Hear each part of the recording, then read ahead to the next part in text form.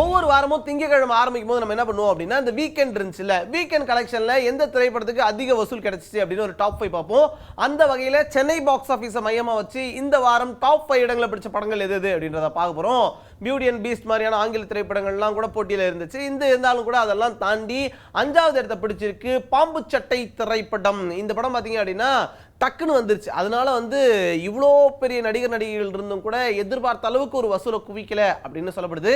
இருந்தாலும் படம் நல்லா இருக்கு அப்படின்றதுனால ஸ்லோ பிக்கப் ஆகும் அப்படின்லாம் நினைக்கிறாங்க. ஸோ எவ்வளோ வசூல் பண்ணிச்சு, எப்படி இருக்கு இந்த படம் அப்படின்றத வாங்க.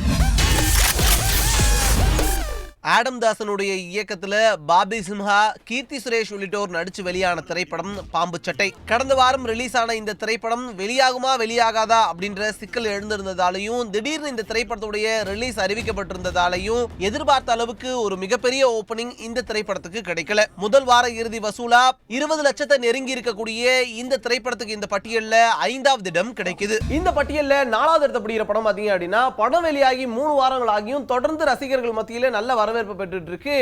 தொடர்ந்து இன்னும் திரையரங்குகள் அதிகமாகிறது, அது மட்டும் இல்லாம ரசிகர் கூட்டம் அதிகமாகிறது அப்படின்னு இந்த படத்துக்கு நாளுக்கு நாள் வரவேற்பு அதிகரிச்சிட்டு இருக்கு. சோ அதனால இந்த படத்துக்கு இந்த பட்டியல்ல 4வது இடம் கிடைச்சிருக்கு.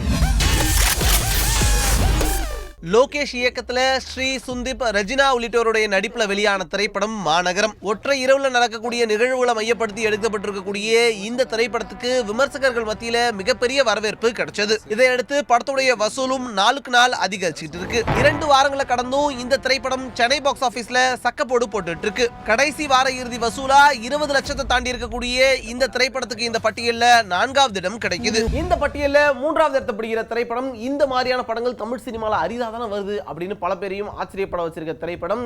வித்தியாசமான காஸ்டிங், அதுக்கு ஏத்த மாதிரியான பட்ஜெட் அப்படின்னு சொல்லிட்டு வேற மாதிரி படம் எடுத்து அதை சிறப்பா பண்ணியிருக்கக்கூடிய இந்த படக்குழுவுக்கு வசூல் அடிப்படையில் இந்த பட்டியலில் 3வது இடம் கிடைக்குது.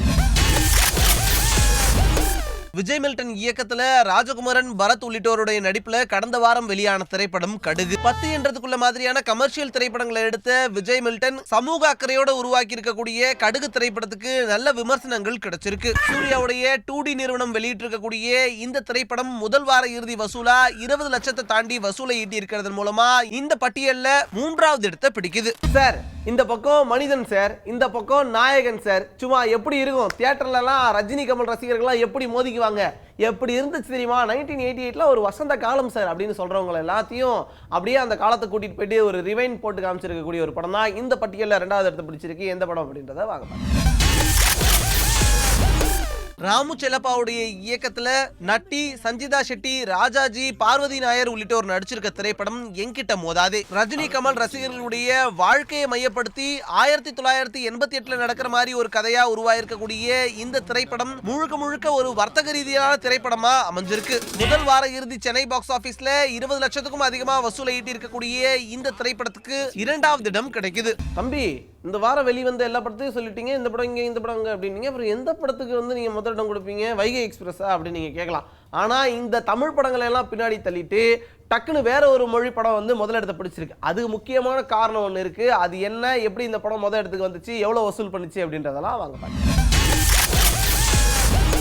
சிவாவுடைய இயக்கத்துல அஜித் நடிச்சு ரசிகர்கள் மத்தியில வரவேற்பு பெற்ற திரைப்படம் வீரம். கட்டமராயுடு அப்படின்ற பெயர்ல தெலுங்குல ரீமேக் செய்யப்பட்ட இந்த திரைப்படத்துல பவன் கல்யாண், ஸ்ருதிஹாசன் உள்ளிட்டோர் நடிச்சிருந்தாங்க. பவன் கல்யாணுக்கு சென்னையில அதிக ரசிகர்கள் இருக்கிறதாலையும் அஜித் திரைப்படத்துடைய ரீமேக் அப்படின்றதாலையும் கட்டமராயுடு திரைப்படத்துக்கு சென்னையில அதிக திரையரங்கங்கள் கிடைச்சது. அஜித் ரசிகர்களுடைய ஆதரவும் இந்த திரைப்படத்துக்கு இருந்ததால இந்த திரைப்படம் முதல் வார இறுதி வசூலா 40 லட்சத்துக்கும் அதிகமா வசூல் ஈட்டியிருக்கு. தமிழ் சினிமா தயாரிப்பாளர்கள் பலரையும் புருவம் உயர்த்து வச்சிருக்கக்கூடிய இந்த திரைப்படம் வசூலின் அடிப்படையில் சென்னை பாக்ஸ் ஆபீஸ்ல முதலிடத்தை பிடிச்சிருக்கு.